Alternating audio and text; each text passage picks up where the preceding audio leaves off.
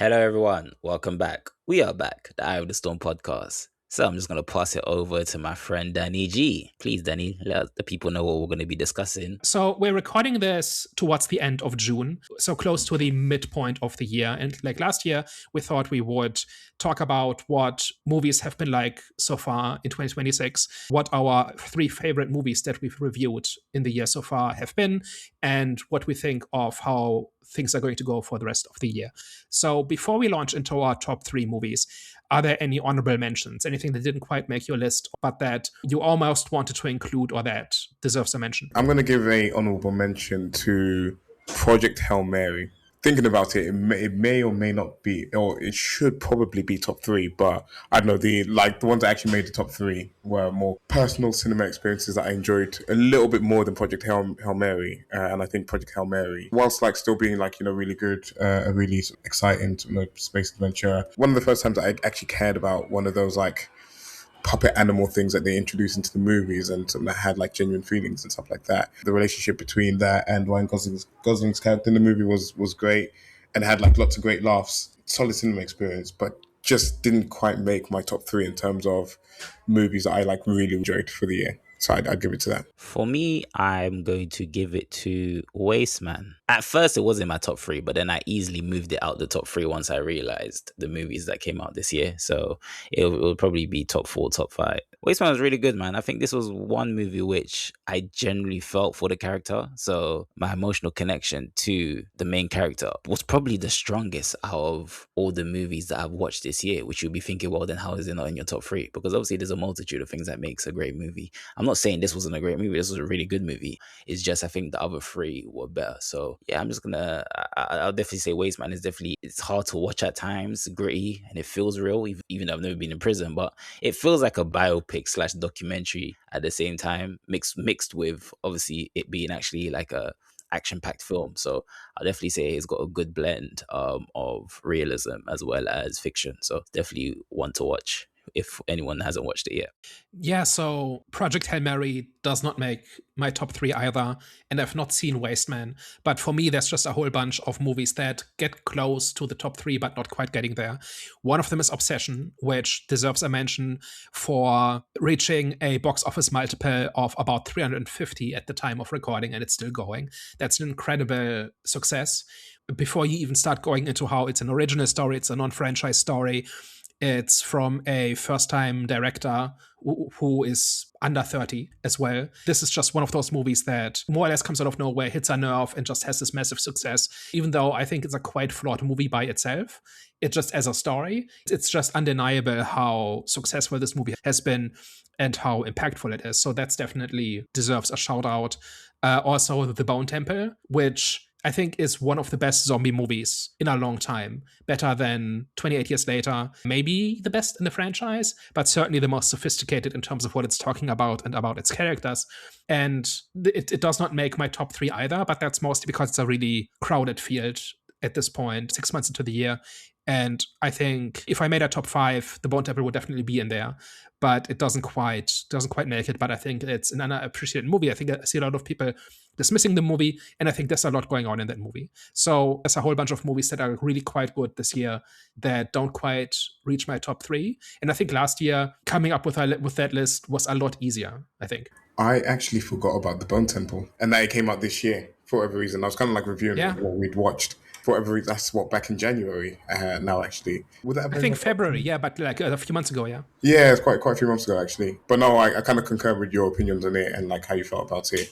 Yeah, really enjoyable movie. I think for me, definitely probably the best in the franchise. If they do finish it off, excited to kind of see where it leads to next. But that one had like really good emotion and like really good sort of character moments in that as well. Yeah, I agree. Like, and it's one of those. It does a lot of things that I always want, which is to take the idea of the zombie beyond just the basic survival story. And this absolutely does that and talks about things like mortality and grief and like humanity and civilization and all of that. If that doesn't hit the top three, I think that's a good sign 6 months into the year.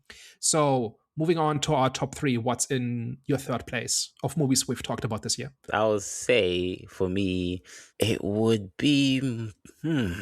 It's tricky. Okay, I'm gonna say it's Marty Supreme.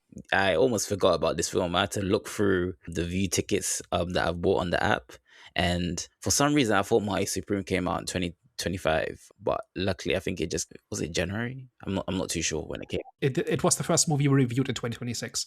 I think it might have technically come out somewhere in December, but we watched it in January. But yeah, Mighty Supreme definitely for me will go number 3. I remember the first time watching it. The main thing that was amazing to me was Timothy Chalamet's performance, because I've seen him before. Of course, we saw him in Dune, seen him in other movies as well. Well, not others, but there was another like vampire type of film that he was in. I was like, okay, he's cool. Like he's a good actor. But I think Dune for me, I was like, wow, this guy is a really, really good actor. He showed like just his performance in general. Like there was a variety in his performance. I don't know how to describe it, but he wasn't just one tone. He wasn't like a monotone actor where he can just do one thing. It was a thing where the guy could go up, down, left, right with his emotions, with his characteristics. He can, I'm saying, he can adapt to his environment, and he adapted to his environment very well because it was a high pressurized film. It was about table tennis, but even though it was about ping pong, table tennis, it felt like there was a build up of an adrenaline. You know what I'm saying?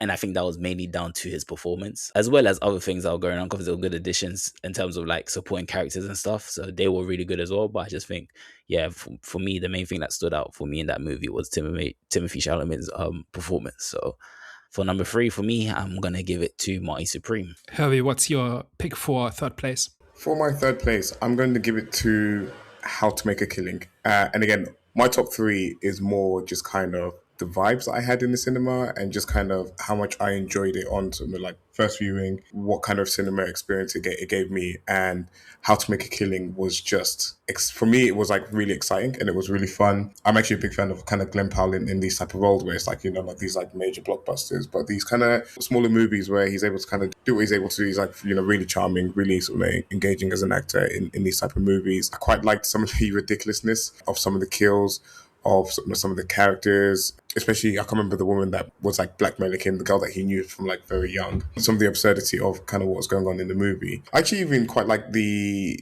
ending of it and how it was like so non-traditional, where you kind of thought that after everything that he experienced, he would kind of go with the money's not everything kind of route, but actually ultimately he kind of sort of ends up almost like trapped with like these like gold cufflinks with sort of this girl that he knew from very young, and like that had blackmailed him, had like sort of manipulated him to inherit all of his wealth from him, and kind of just then has him as like this prisoner husband basically moving forward. All of it was just like really exciting, really fun, you know, just a really good time, like light-hearted. Like I'm a big fan of like light-hearted fun in cinema experiences, and that just kind of delivered on that fun. How to Make a Killing was one that I kept swapping in and out of third place in my list, and it ended up not making the cut. But I agree with everything you said. I think it's a lot of fun, and it's also got things going on, right? Like that ending specifically is a very non-standard ending. It's not a happy ending. It is quite ambiguous, and people always say it's a movie that makes you think, and 90% of the time it doesn't really. People are very quick to say that about a movie when there's not that much going on, but this has a bunch going on where you can decide, okay, why did this character make this choice? And is this a happy ending? Is this a tragic ending? Is this a compromise? How do we interpret it? And I don't think the movie tells you what to think. And I think that is probably one of my favorite things about that movie. But what ended up winning out over How to Make a Killing on my list was They Will Kill You. Now, I don't think They Will Kill You is high art. I don't think it's the best story of the year or anything like that, but it's just a vehicle for creativity and entertainment in a way that most movies say they are, but aren't really, right? So there's a story there, there's an idea there, there's inventive action sequences, there's humor, there's spectacle, and there's a point that, like, you think, like when you first look at it, you think it's a very standard Eat the Rich movie, and it is kind of that, but then it takes a few steps more, and it does a few things with that premise, and it has some twists in it that are not like similar to How to Make a Killing. The movie doesn't quite tell you what to think about it, and you can make up your own mind about whether or not you agree with the choices characters make. That combined with the creative and competent action just made me walk out of the cinema with a smile. And if that was a normal movie, if like most movies were like this, then movies would not be in the precarious state that they're in today, where people are concerned about the future of the medium and whatever. Like if that was a normal movie, then the future would be bright, because you could walk into a movie and be entertained and get your money's worth and get some spectacle entertainment out of it which, if we're being honest, most movies don't rise to that level at the moment, or have not for a while. And They Will Kill You just has an idea, and it does it, and it's entertaining, and it delivers on what it promises, and then a little bit more. And that's why I enjoyed it so much when I watched it. That is why, like, I defended it so much in our review, and that is why it made my list of third best movie that we've reviewed this year so far. I don't expect it to make the list in 6 months, but for now, I really, really enjoyed this movie, and I think people are sleeping on it. That one was definitely a taste. I don't think I enjoyed that one at all. Actually, I don't know, that one was like just one of those movies where I think it works for some people, it doesn't work for others. It's really weird because like I actually saw the marketing for it and I was like, oh, this looks like it would be like a bunch of fun. It looks like something that I can go in and enjoy. But I don't know, it just didn't land for me, unfortunately. Yeah, and it did for me. I had fun. I think part of it is that every time I criticize a bad action movie, I have like a stock list of complaints. This avoids all of those. This just does all the things that I say bad action movies don't do and should. So I'm just giving it credit for that, for agreeing with me about what a good movie is. Yeah, that one, I was a bit annoyed because I was looking forward to that one, but it just didn't. Yeah, it didn't do it for me. All right, second place. Jonathan, what's your pick for second place? Second, I was going back and forth about this. However, I'm going to have to give it to Obsession. Even as I think filmmakers all around the world, especially social media filmmakers, all types of filmmakers, even filmmakers that don't really have any like experience or even a degree in filmmaking. I think this year is a year where a lot of us are going to be motivated to kind of like create our own stuff with Backrooms and Obsession coming out. But yeah, with Obsession, that movie just, okay, not only because the filmmakers responsible for this movie, not because of their backstory to the actual movie being made, was the reason why this went into my number two.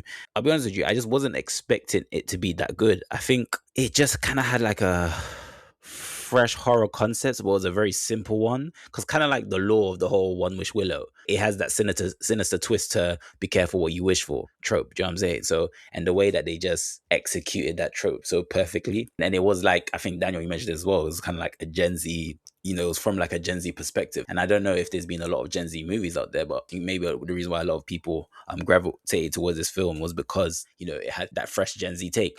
For me, I'll be honest with you, I didn't realize at first when watching the movie, I just thought the movie was a really good film for, like I said, individual performances. Of course, the main actress, she was amazing. Even the guy, he was really, really good as well. I kind of feel sorry for him that he's not really getting as much recognition as the girl, but it is what it is. Her performance was amazing as well. Also, it was just like, it kind of had like a visceral dread to the film. I think it wasn't like relying heavily on like, the jump scares. It kind of had like a thing where it was more of a psychological disintegration, if that makes sense. But yeah, it just felt like there was more to it than just trying to create a scary atmosphere. Yeah, so the reason Obsession didn't make my list is kind of the same reason that I think that movie is going to age poorly. Because when you really look at what's going on, I don't think the story is that well constructed. I think that movie lives from the performances, a couple of scenes, like really impactful scenes, and from just the mood of it. If you actually look at what's going on, there's a lot of question marks that form. And I think part of the reason why this movie is so successful,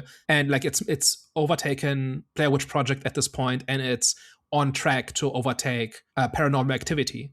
So just based on financial success, it might dethrone both of those. But I think as a story, it is quite flawed, mostly because of what Nikki does in the movie when she's under this mind control. I don't think holds up to a whole lot of scrutiny. And we talked about that for an hour in our review, and I don't want to rehash all of that. But for that reason, I can't call it a great movie in that sense, or a great story. I also think a lot of the success of that movie comes from people projecting their own perspectives and politics into the movie. If you just look at what people are saying about the movie, especially if they say that Bear, like the male character who wishes for a girlfriend essentially, and then gets more than he bargained for, the number of people who say that he's the villain, I don't think that's in the text at all. I think that is people projecting their ideas into it. And just without going into the whole thing, it's because he doesn't know his wish would work. And he has no reason to think the wish would work. He just wishes out loud that the girl he is infatuated with and doesn't reciprocate his attraction to her. He wishes that was different. And then the horror movie happens, right? I don't think he's a villain on the basis of he didn't know this was going to happen. And the movie, I think, makes it very clear. But this is the kind of movie that lets people project their perspective into it. And that is why a lot of people want to talk about it and want to prop it up as something to talk about, in my opinion. And I think that will fade over time. Yeah. We did a whole hour on this, and we've got a list to go through. So, Herbie, what's your pick for number 2? Obsession. So we got a couple more minutes to discuss Obsession. While I agree with like Daniel and like, you know, some of the flaws it has, and we kind of sort of went through it on the review that we did, and kind of not rehash what we just kind of discussed here. Just again, first time experience living it in the movie. It was just like so unnerving. All of her like actions, some of like the way that they kind of like shot, and it's like simple stuff of like you putting her in reverse, etc. But like anytime I watch these horror movies, like I always get like a chill down my spine when there's like moments like that are happening in the movie. It just kind of progressively just got worse and like more intense, and just kind of you just like felt it more. And again, like some of the like when you peel it back and you like look at it, some of the stuff doesn't make sense, and like, you know, some of the way that she behaves and she acts doesn't quite marry up against something of what the curse is meant to be. But first time viewing, it's just a great cinema experience, a great movie to watch in the cinema. Yeah, I think it's definitely better than most. But it's more like people are talking about it like it's this masterpiece, and it has too many flaws for that, in my opinion. Especially if in terms of becoming a classic. Like I don't know that this is a movie you can watch over and over again over the course of decades in the way you can with real classics of the genre. Because for that, the story actually has to make sense in what you see. Like the initial impression or the initial effect of the performances eventually wears off, and then there has to be enough to keep the movie interesting. And truly excellent horror movies do that. And I don't think this one does. It's just kind of what I'm saying. But maybe I'm wrong. Maybe 10 years from now, people will still like Obsession and still put it up there in terms of classic horror movies to watch. But technically, by default, not to drag this on, but technically by default, it is going to be a classic because it's going to be, it might be Paranormal Activity. So just for its box office sales alone, unfortunately for you, it's going to be a classic. Well, by classic, I mean just as a story, like a movie that people recommend for its content. Like it will make it's already made history for this kind of box office multiplier. Like and it deserves all the credit for that. And I think there's a lot to be learned from that. But when I say classic, I mean like stories you recommend to people because they're just that great. You don't recommend The Exorcist or Alien or The Thing to people because of how much money they made. You recommend them because of how great a story those movies are, right? And I would be surprised if 10, 20 years from now, Obsession has made it to that list, because eventually the impact of the initial viewing wears off. And then you start questioning what you're seeing. I wouldn't be surprised though if it was. The reason why I say that, because it felt like it brought, in terms of like the type of audience that it felt like it brought more than just horror fans. Like people that haven't watched horror before were still like wanting to go and watch this movie, that don't even like horror, wanted to go and watch this film. Of course, because there's, you know, word of mouth, and obviously everyone's going to go watch it, so people are going to generally run towards what everyone's going to go watch. I get that, but at the same time, it just felt like it was very diverse in terms of who was going to go and just watch this movie, especially people that just don't like horror. So who knows what happens in the future? But yeah, I hear you. Yeah, I think it is definitely a notable movie. And I think especially in this era of cinema where Hollywood doesn't really know what works and has not found the new thing, I think this is one of those milestones on the journey to figuring out what the standard movie will be for the 2030s, I think. All right, my pick for number 2 is The Drama. Now, the reason I picked that one is that I just think it's a really solidly told and written and constructed and acted movie. It has a genuinely interesting question at its heart, which is that you know someone, or you think you know someone, and then you learn something about them that makes you reconsider everything you know about them. And then you have to question, like, what do you do because of that, right? So it's a story about two people are about to get married, and basically the week before the wedding, the bride confesses that she, as a teenager, almost committed a school shooting and backed off at the last second. And that sets a sequence of events in motion where the groom and her friends begin to reevaluate their relationship to her, but in a way that is very rich psychologically, because each of those characters has their own reasons for how they react and what they do because of that information and the way they deal with their emotional response to that situation. And I think it's just really strong. I think it's just a couple of characters in a room acting and giving a window into human psychology that is not well explored in a lot of movies. And there's no clear good and bad here. There's no clear right and wrong. It's just different people reacting to an impulse in different ways. And that is what I want out of a character drama. I don't want to be told what to think. I don't want to be lectured. I don't want to, I don't want to be told how to feel about something. I want to be shown a person's behavior, and then I have a reaction to that. And that is what I want out of stories, and that is what I want out of movies. And the drama just did that at a very high level. So that's why it's on second place for me. So it was definitely something that I liked in terms of putting in like my top three. Of course, it wasn't going to go there. However, it was a thing where I really did enjoy that movie, and I wasn't expecting to enjoy the film. Because I didn't have kind of like any thoughts going into the film, so I just kind of went in there on a. Obviously, I didn't review it with you guys, but when I ended up watching it, I said to myself, "Okay, this was way better than I expected. The story was really good, and it was just that impending mystery that I was waiting on." Because first I thought maybe she was a crackhead or something. But obviously, I didn't expect her to end up, being. Can we do spoilers? Well, I already said what she did, right? And the reason I don't consider that a spoiler is because it's not a reveal. First of all, I think it's in the trailer. Secondly, it's what sets the plot in motion. It's what starts the plot, and that is not really a spoiler. What's interesting about the movie is not what did this person do.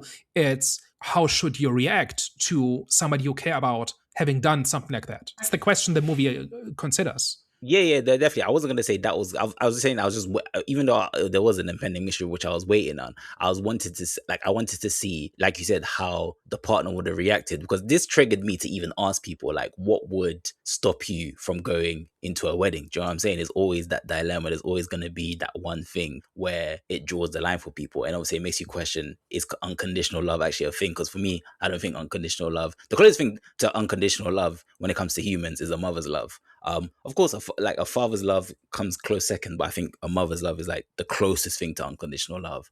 Shout out to my dad though, like On Father's Day. yeah, on Father's Day. Shout out to my dad. I love my dad. I know he loves me. So I'm not trying to make it seem like, oh, my mom loves me. Well, no. I'm just saying like closest to unconditional love from a human being will be a mother's love. But generally speaking, unconditional love isn't a thing. That question came up when I was watching this movie. I was like, damn. So I wonder what would actually stop someone from marrying someone, and I was going to say invoked that question. Is that the right thing to say? But yeah, Evoked. But yeah, thank you. But yeah, so I'll definitely say you're right. It's not about the mystery at all. It's just seeing how that person reacts, and yeah, just what kind of like decision they're going to come down to it. It's not even just about the reaction. It's also about characters then trying to understand their reaction and not liking what they see, right? So the movie just keeps piling it on. That is, again, what I want out of a character-driven movie like this, right? Just have characters explore their reactions to things. And then I can watch that and judge that and form my opinions about it and interrogate my own reactions to it. Well, I kind of might as well like jump in here because I had the drama as my number one movie of the year so far, and I don't know. I think we kind of like tackled it in depth already. So I'm not gonna go like kind of too much more into sort of the movie, but kind of just like two extra things to kind of add on my part was just how like well acted it was. When the movie's like kind of based off of like people's reactions to something that's happened, like they have to like really sell it to you, that you have to like really believe like people's like disgust or disdain or like their emotional turmoil, etc. And I think they really like did a great job of like, selling all the characters' reactions, especially Zendaya and Robert Pattinson's characters, just like the ups and downs that their relationships kind of went through after he found out basically what she was going to do. I think it was like a great part of the movie. The other thing I would say is just kind of like similar to like the discussion that we've had here. I think there's been like a few movies that have actually sparked healthy debates and healthy conversations online where it's not just kind of one person kind of like shouting at the other. And I think it's like this An Obsession actually, where you kind of like see the discourse of the movie afterwards and people are like genuinely interested in actually like speaking about it, understanding people's kind of different perspectives on the movie, trying to see it from multiple different angles and sort of trying to really see the full picture of the movies. It was quite refreshing just kind of being online, just seeing everyone talk about it without there being any arguments or anything like that. So again, that's kind of how you know that the movie did a really good job of what it was aiming to do in terms of here's the situation, here's the fallout from multiple different perspectives, and everyone's going to have some type of different reaction to it based on their history and based on things that have happened in their life that will sort of shape how they would sort of perceive someone almost committing a school shooting. For some reason, maybe I just missed it, but I did not notice a lot of people soapboxing about this movie or co-opting it for their own personal politics, right? Like when I walked into the movie, I knew what the reveal was. I think it might even have been in the trailer. If not, then it was just in the discourse. And I fully expected people to hijack this and make this about gun control or whatever. And I did not see a single person do this. And I think it's to the movie's credit that it doesn't fall into those easy categories because it doesn't even discuss school shootings at all. It's just something that everybody agrees is terrible. And then the question is, okay, but in this case, what does it mean? What do you do because of this? And different people have different answers, and that's what the movie is about. And I think maybe that's why it doesn't lend itself to that kind of hijacking in the way that Obsession does, for example. Dan, you really hate Obsession. I actually don't, but it's more like I find the discourse around it really annoying, and it's one of those things. It's an Emperor's New Clothes kind of thing where I see very clear flaws in the movie, and I've not seen anybody else acknowledge them, and it's crazy. I don't understand why. Like either I'm just wrong about this, or other people are, I don't know, approaching this from a different angle, or are just not seeing those flaws, or seeing them but ignoring them because they want to promote a particular narrative that they're interested in or something. I don't know. But I have a feeling that as time goes on, more people will notice the cracks. I'm sure of it. All right, Jonathan, what's your pick for number one? Number one, I wouldn't say it was a no-brainer because I think it was between this and Obsession, but it has to be Lee Cronin's The Mummy. For me, this film was seriously it felt like a franchise reset. And what I mean by that is, because usually with Mummy, I can't even remember the last time I watched the Mummy movie, but from the Mummy movies that I've seen, it's very, like, it's adventure. It's like adventurous, like Indiana Jones packaged type of film. This one was straight up visceral horror. You know what I'm saying? It was freaking crazy. Like, I was not expecting it, because when I saw the trailer looks very basic. But I watched the movie, you definitely saw its influences from The Exorcism and there was an Evil Dead. You definitely saw those two influences, especially from, obviously, because they treated the whole curse as a biological infection. So, which was cool. But obviously that was clearly like an influence from The Exorcism, which I liked as well. And but yeah, besides that, I think for me, like I said, it's definitely in my top 5 horrors all time, because it just made me feel so uncomfortable watching it, especially when scenes with the actual girl slowly manifesting into a demon. You know what I'm saying? Like, it hurt slowly, like just seeing her break down. And even like one scene which stayed with me was them actually showing how they possessed her, and that scene for me felt so uncomfortable, and I just felt so bad for the girl. I was like, damn, they actually showed this on camera. Is that it was, like I said, top 5 horror movies of all time. Of course, for many people it might not be, but I don't know why. Just for me, it's the first time I've ever felt so uncomfortable and disturbed watching a film, especially when her skin started to peel off. There were just many moments where I was like, it's not the greatest of stories, however, it just did it for me. Yeah, it certainly gets the vibes and the body horror right. I don't even remember what problems I had with the movie, but I think if once you start asking questions like, why are people doing this, and what do they know, and what do they do because of that, a lot of gaps start forming. I think what I ended up saying in the end was they should have kept a whole lot simpler and just stuck to the vibes. But I think the story is too complex for the cracks to not matter, or for the details to not matter. I think that's kind of what was my takeaway. But like the creature effects and just the moment to moment atmosphere, I think is really strong in that one. And again, I think this is one that people kind of wrote off because they thought it was like a pretty generic horror movie. And I think there's a little bit more to it. I still haven't seen it, actually. I think that was like one of those movies that came out when I was away, unfortunately. And I just didn't see any like conversation or any like hype about it, or any like literally anything about it at all. I was just like, oh, I missed it. It's like there's no need to watch it. But considering you've put it as your number one of the year so far, and Daniel hasn't completely torn it to shreds after you put it as your number one, means it's probably worth giving some time. So actually, next time I'm kind of stuck on what to watch.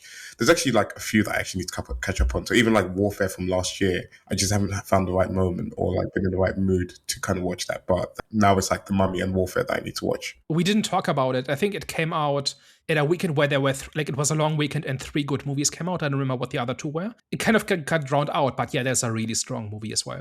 All right, my number 1 pick is Marty Supreme. Now, Marty Supreme, I think, is an interesting one because it's just an excellent movie and an excellent character study with no relevance to anything else. Like, it's not about some big idea. It's not about some big topic. It doesn't have some big message. It just tells a story about a guy on his quest for fairness and how he is driven by spite and the experience of having experienced the world is very unfair.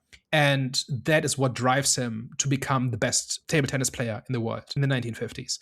And the entire world wants him to fail, and he just forces them to acknowledge him. And it's just very detailed. The psychology of it is really rich. The story is really well crafted. There's a few really strong moments in this where you are just there for one person's journey. And that is all all there is to this movie, but that is just really strong. That not only carries the movie, but that makes it one of the best crafted and acted and written and realized stories of the year so far. And I'm not expecting much that would challenge that movie. And it seems to me like I think it barely made a profit. So it's not something that has been widely celebrated. But I think if you are into character-driven stories, Marty Supreme is one of the best in recent years. I didn't know that Marty Supreme would count for this year because, again, I think it came out in December last year. So I know we reviewed it this year.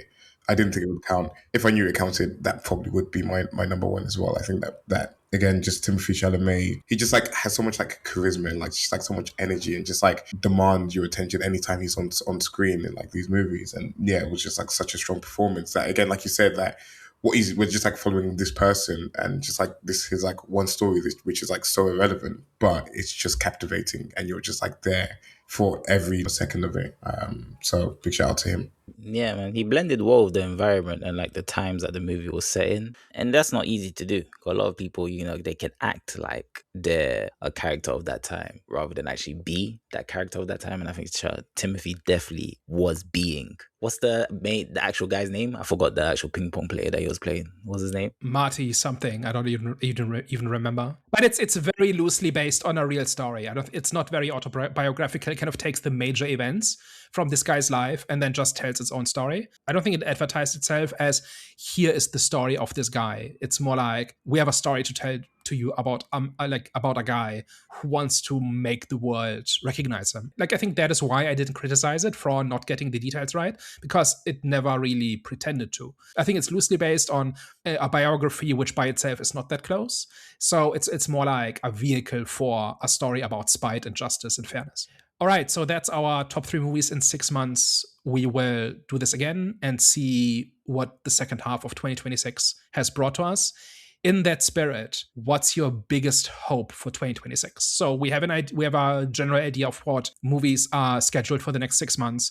And we're seeing some interesting trends in movies in the past 6 months that weren't really out in the open half a year ago. One of them was the success of indie movies, right? So Obsession and Backrooms are the big 2 breakout successes. But for the first time since we've been tracking this stuff, original stories are the majority of profitable movies in the year so far among the movies we've reviewed. There has been one franchise movie, which is Scream 7, which has made money. All the other ones have either narrowly lost money or have completely crashed and burned. This year, we had a Star Wars movie that lost money. We had Mortal Kombat. We had a Spielberg movie. We had Masters of the Universe. Toy Story definitely will make a profit, but it's too early to tell about that. So far, the story of this year has been the success of independent, mostly horror movies and also dramas, and the complete failing of legacy franchises. So looking at that, what's your big hope for the second half of 2026? Okay, so I'm going to say 2 movies. I wanted to say 3. I'm just going to give a quick mention to Evil Dead. The new Evil Dead movie that's coming out. Really, really liked the previous Evil Dead. I haven't seen the first Evil Dead that ever came out, however, but I just became a fan of the franchise with the most recent one that came out. So I'm definitely looking forward to the one that's coming out this year. So I had to give that one a quick shout out. But there's 2 movies in particular that I believe I have hopes for. One is Resident Evil and the other one is Avengers Doomsday. I wouldn't really say I have hope for Avengers Doomsday. I'm kind of like, I want to see what's going to happen because I either think it's going to be like the rebirth of Marvel or it's going to be the death of Marvel. It's one of them ones where it's like, if this one doesn't go well with the audience, I just can't see them coming back from this. Like, they would have to do like a whole complete factory reset. So yeah, I just, that one is like a question mark for me where I'm like, we're actually going to experience the rise or the fall. Well, people said Marvel has been falling, but I mean the actual fall. Like, we're going to actually experience that if it doesn't go down well with the audience. In terms of Resident Evil, big fan of the franchise. I know the franchise has received mixed reviews. However, Resident Evil was a film for me that it was between Resident Evil and The Walking Dead, but I'll definitely say Resident Evil was the first zombie movie that I experienced. Love the franchise. So I'm a fan of the franchise. So I'm looking forward to the new movies coming out, even though the trailer did look a bit dull, I'll be honest with you, but it's still Resident Evil franchise. So I'm hoping there's going to be more to the movie than the trailer itself. So yeah, fingers crossed. I have hope for that one. I think there's a few there that have some potential. I would also add Dune 3 to that list. I think that one's definitely going to do well. I 100%. I just didn't add it because I know everyone was gonna say that. So I tried to think of something else that was like, you know what I'm saying? And I didn't want to mention Avengers Doomsday either because I know everyone else is gonna say that too. However, with Avengers, there's a bit more to it because it's like, this is kind of like your last shot to save yourself. So, but yeah. Avengers specifically, it's got like several, like in case of crisis break glass type of things. And they're breaking all of them, right? Like they're pulling out all the stops. They are doing everything to bring people back into the fold. We'll just have to see if it's a proper movie or not, right? Because there's been no build up to it. The last 5 years, 6 years of this have just been flailing around. Nothing they've tried has really worked. Even when they make a movie that people like, it doesn't really seem to gain much traction. Like it's not like there's a Thunderbolts 2 in the works, right? Like even though that movie was well received, for 6 years now, I've been wondering what would it take Disney to stop trying. And I don't know if this is it, but if not this, then I have a hard time imagining. Like, will they just keep trying to make Marvel movies forever? And there will never be a point where they can just walk away from it? Or will they say, look, we tried everything we know to try and it didn't work. We have to do something else. Is Doomsday that point? Like, what's the actual expectation for Doomsday? Because $2 billion. I don't think you can hit the same peak as you did before with like Infinity War, Endgame. I think that's like lightning in a bottle. I don't think you can recapture that. And I think there's going to be like a new kind of like happy medium for these type of movies where it's not these like $2 billion movies, but like 1 point something, like 1.5 or 1.6 in that range. I think for the Avengers movie is that. And I think as well for them, they kind of have to realize as well is that because they fumbled quite a bit, like some of the like individual, like the solo movies for these heroes or like some of the other ensembles, like similar to like Fantastic Four, etc., they're not guaranteed to like be hitting like the $1 billion, even like the 800, 900s anymore. I just kind of feel like there just kind of needs to be a reset, and like it's kind of similar to what DC are doing. And this is why like we're doing it next week, but this is one that I'm like looking forward to most. Is like like everyone knows that the budgets for these movies kind of ballooned and went completely ridiculous, and they were just kind of like throwing so much money at it because it was making so much money. But they kind of have to like rethink how they make these movies, rethink how they put it together, because you're not going to hit the same profit levels as before. And it's going to be very interesting to see how well Supergirl does. Again, that's a franchise that's like starting to like find its feet. It's what the second movie in. It's not the orthodox way to kind of go, especially like kind of following this up with like Clayface later in the year. But I feel like there's a little bit more of an emphasis or a little bit more of a focus on what the right story is to tell on the DC side of things. So that's why I'm kind of like really hyped to see, okay, what is it about like the Supergirl movie that made you want to sort of follow up Superman with this particular movie as opposed to something else like a Batman that would have been like more well known and people might have been like a little bit more hyped for it, etc. So I kind of want to see where the focus is on that. But I wouldn't expect Avengers Doomsday to make £2 billion. And to be fair, I'm not one of those people that cares about the numbers that much.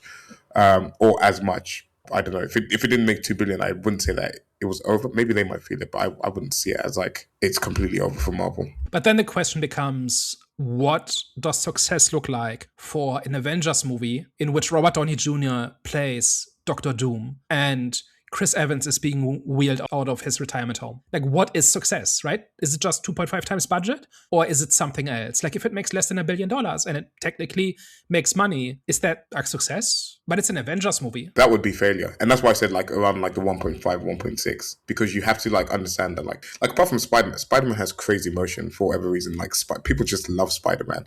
So like this new Spider-Man movie, if it made more than Avengers Doomsday, I wouldn't be surprised because Spider-Man is just that guy when it comes to superheroes. But like I do get you're saying like they're wheeling out all like the old cast.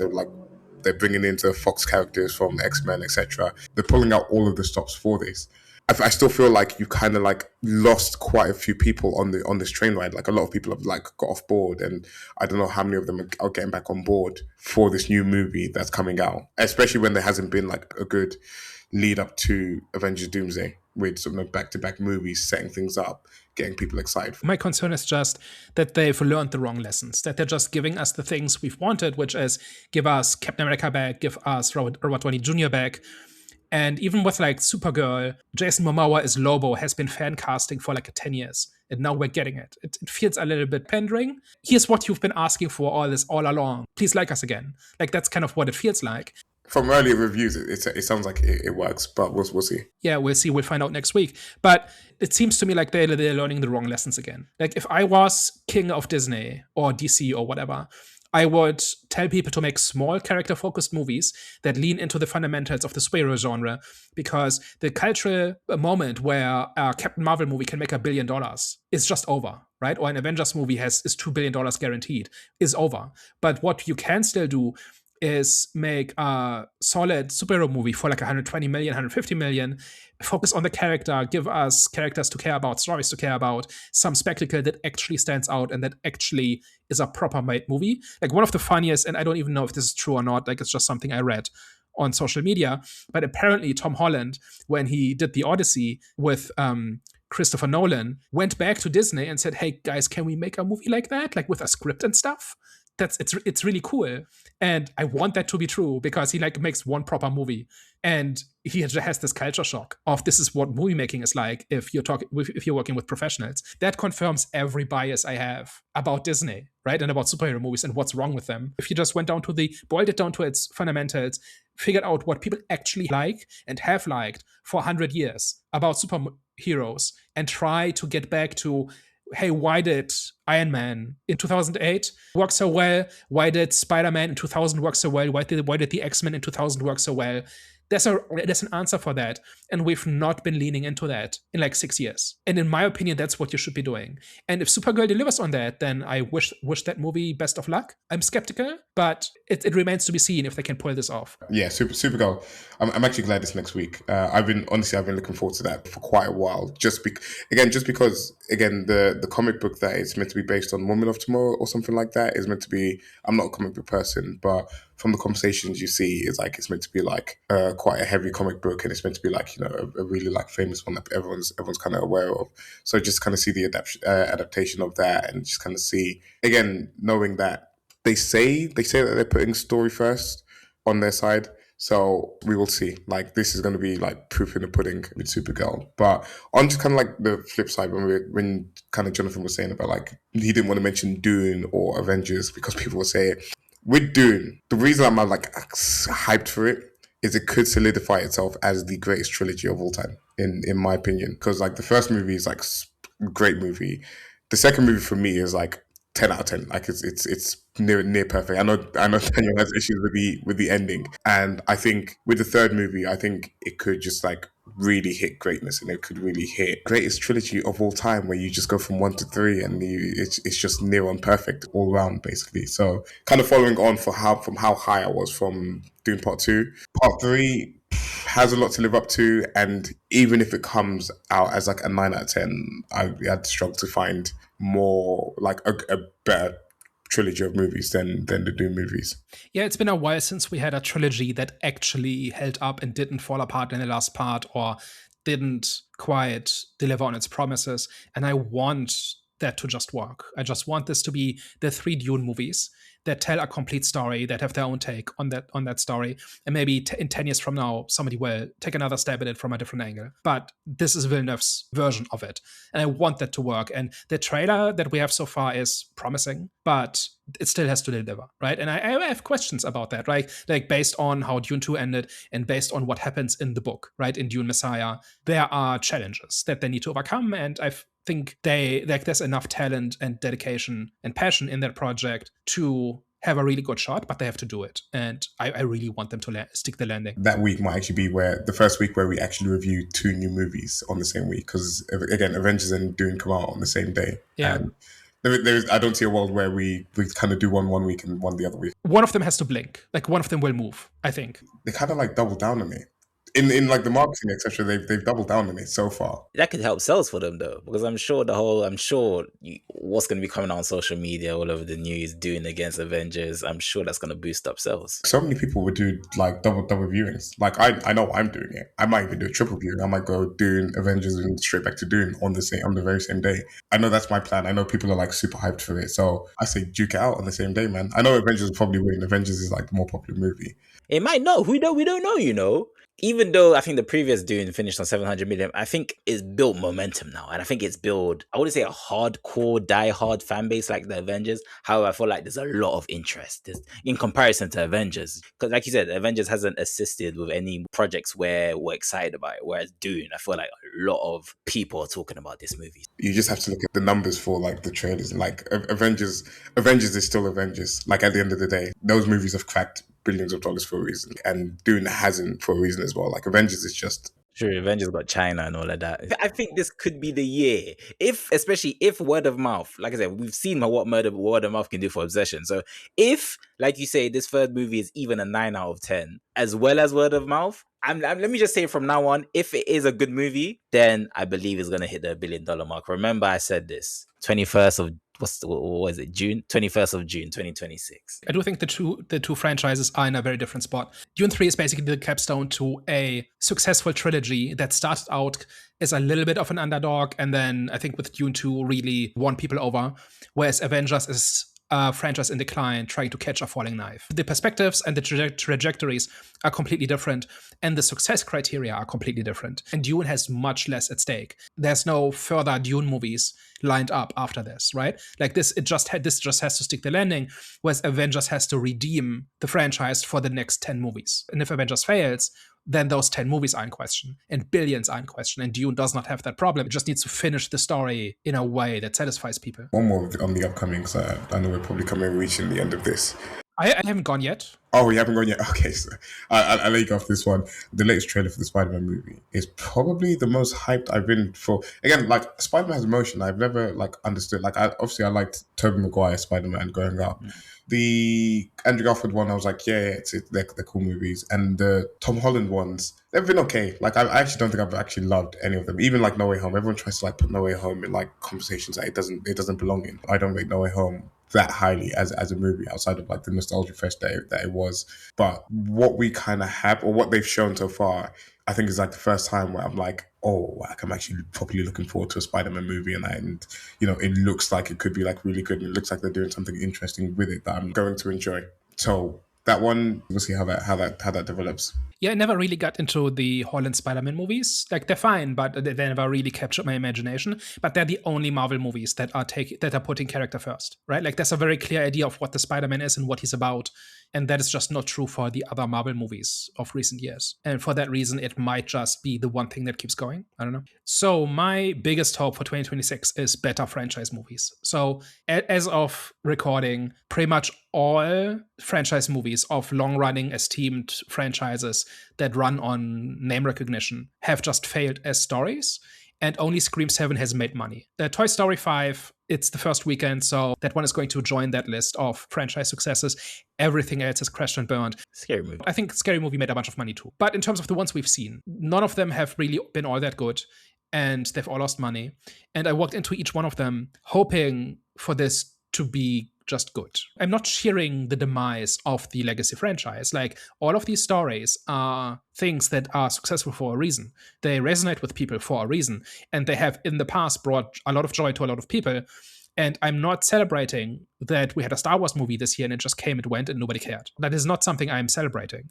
Same thing with Masters of the Universe. Never was that big a fan, but there's absolutely a place for reinventing those characters for the modern day and for a new generation. Mortal Kombat 2 has a lot of potential to tell good stories.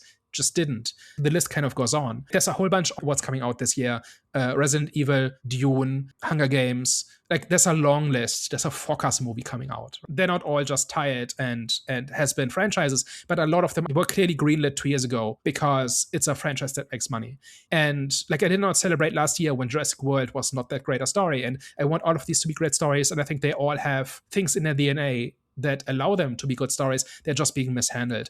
And my big hope is that, like, this will not happen in the second half of this year, but my big hope is that in the medium term, the success of indie movies like Obsession and Backrooms and even Hokum and The Drama and The Mummy, like things that made money based on original stories that just start up with a small budget and then just hit a nerve and then make a whole bunch of money, that scares the big studios kind of into action and they give better storytellers the reins to these franchises and just say, look, these franchises no longer make money on autopilot. We have to actually tell good stories. Like Alien Romulus last year. Was it last year or 2 years ago? It was kind of like this, where it is not as rote as it could be. And I think there were story problems with that, but it really understood what people like about Alien. And a whole bunch of people liked that movie because it gave them a whole bunch of Alien stuff.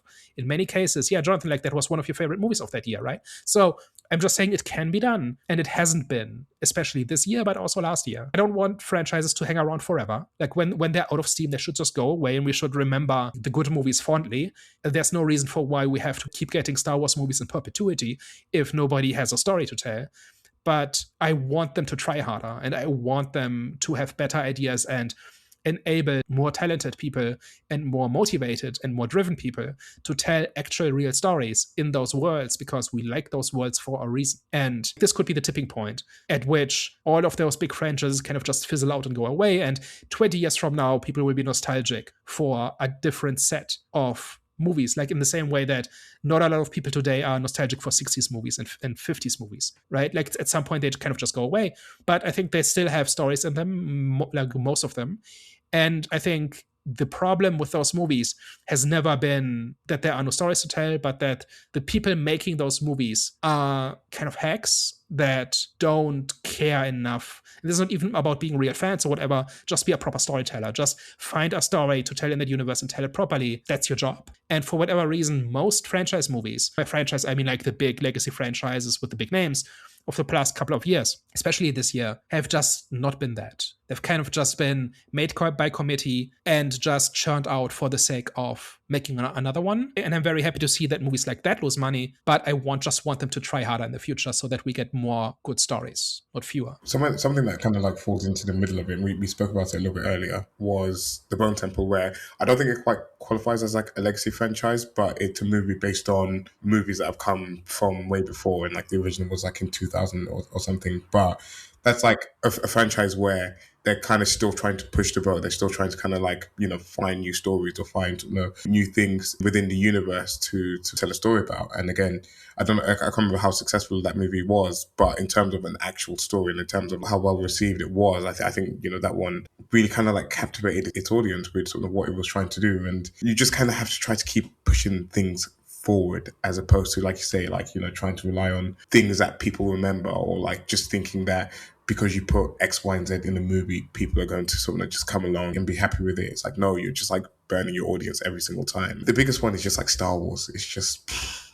That one's just like sad to see. Like, as someone that came in to loving Star Wars, or enjoying, I wouldn't say love Star Wars because I don't think I love Star Wars, but enjoying Star Wars a little bit, like a lot later than like a lot of people, it's just kind of sad to see something that people hold so dear just kind of really go out with a whimper these last couple of times. And it's so unnecessary as well. It's not like these movies do everything right and the audience is just gone. If that was the case, I said, okay, fine. The moment has passed. The culture has moved on. I like these things, and I can still rewatch the old movies, but it's over. But I don't think it is. These movies, just through their name recognition, make more money than much better movies. Star Wars this year still made over $300 million, and it just failed because of how big its budget was. That is a lot of money. That means a lot of people still show up wanting it to be good. People are not hate watching The Mandalorian and Grogu, right? Like, a lot of people just show up because they like Star Wars.